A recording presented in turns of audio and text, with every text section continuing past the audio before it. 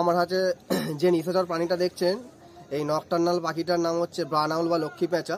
এই লক্ষ্মী পেঁচাটি আজকে বাক্সিহাট অঞ্চলের বাক্সি থেকে অভিজিৎ দাস দাদা উদ্ধার করেছিল এবং তাপস মাহাতো ছোট্ট মণ্ডল মারফত আমার হাতে পৌঁছে দেয়। আমি এবং সোমনাথ মণ্ডল একে সোমনাথ ঢালি একে প্রাথমিক সুস্থতার পর তার প্রকৃতিতে ছাড়তে এসেছি। আর এই ব্রাউন আউল বা লক্ষ্মী পেঁচা কিন্তু কখনোই আমাদের সংসারে কোনো কুসংস্কার নিয়ে আসে না।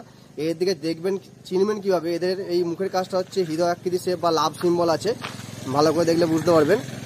আর ব্রাউন আউল কিন্তু কখনোই সাদা হয় না, এদের ডানার নিচের দিকের অংশগুলো হচ্ছে সাদা হয় আর ওপর দিকের অংশগুলো হচ্ছে ব্রাউন হয় বা বাদামি হয়। তো এরা যখন ওপর দিয়ে উড়ে যায় আমরা ডানার নিচের অংশগুলো দেখি বলে আমাদের সাদা বলে মনে হয়।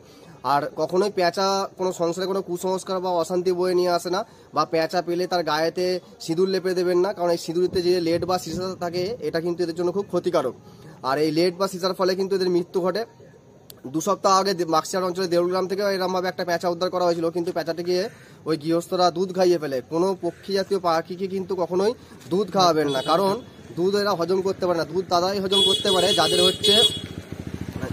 যাদের হচ্ছে 3 ইঞ্চি চওড়া জিভ থাকে, অর্থাৎ স্তন্যপায়ী প্রাণীরা কিন্তু দুধ হজম করতে পারে। আর এই দুধ হজম করার মতো কোনো গ্রন্থি এদের মধ্যে থাকে না।